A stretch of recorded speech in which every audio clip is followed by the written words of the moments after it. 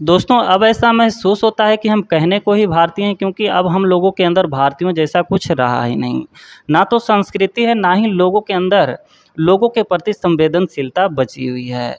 कहाँ पहले अदर देश के लोग हमारी मिसाल दिया करते थे, लेकिन आज ऐसा कुछ भी नहीं। कहीं लोग भूख से मर रहे हैं, कहीं प्यास से, कहीं प्रदूषित हवा की वजह से मर जा रहे हैं। और जो लोग बचे हुए हैं उनको करप्ट सिस्टम मार दे रहा है।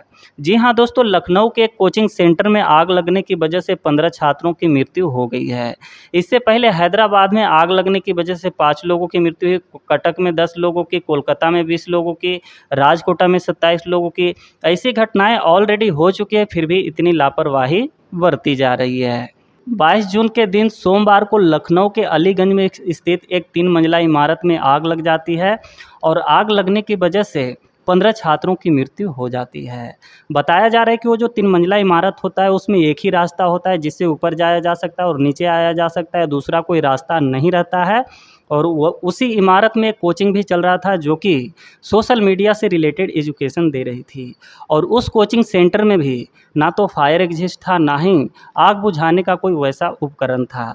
तो जब आग लगती है तो होता ये है कि आग की लपटें और धुआं इतनी तेज़ उठती है कि गलियारों में और सीढ़ियों पे पूरा धुआं ही धुआं भर जाता है। छात्र निकल नहीं पाते हैं। कई लोग तो ऐसे भी होते हैं, कई छात्र ऐसे भी होते हैं जो खिड़की से सीधा नीचे छलांग लगा देते हैं। किसी की हड्डी टूट जाती है, किसी की मृत्यु हो जाती है। और जो लोग ऊपर फंसे रह जाते हैं वो उसमें से कुछ लोग तो बाथरूम में चले जाते हैं। कुछ लोग ऐसे भी होते हैं जो कपड़े को भिगा करके अपने ऊपर लपेट लेते हैं। लेकिन आग की लपटें इतनी तेज़ होती है कि दम घुटने की वजह से सभी छात्रों की मृत्यु हो जाती है।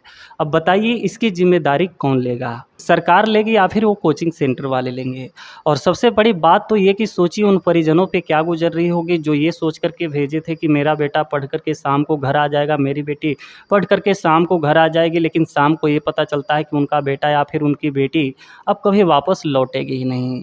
कई लोगों की परिजन तो वहाँ पे मौके वारदात पे मौजूद भी थे, लेकिन वो भी कुछ नहीं कर पाए। आग की लपटें इतनी तेज़ थी कि वो भी कुछ नहीं कर पा रहे थे। बस चीख रहे थे, चिल्ला रहे थे और लोगों से मदद की गुहार लगा रहे थे। अब सोचिए कि उन परिजनों पे क्या गुजर रही होगी जिनका बेटा और बेटी अब कभी वापस आ ही नहीं सकते हैं। तो कहीं न कहीं ये सिस्टम इतना करप्ट हो चुका है कि इंसान की वैल्यू एकदम कीड़े-मकोड़ों के जैसी लगाई जा रही है।